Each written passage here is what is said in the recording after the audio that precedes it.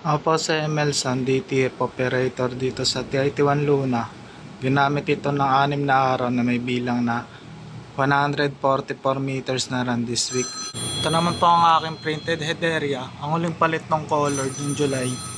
Yung white, itong January 3 lang. Ang damper na napalitan last year. Ang capping na may 90% good condition pa. Head clean.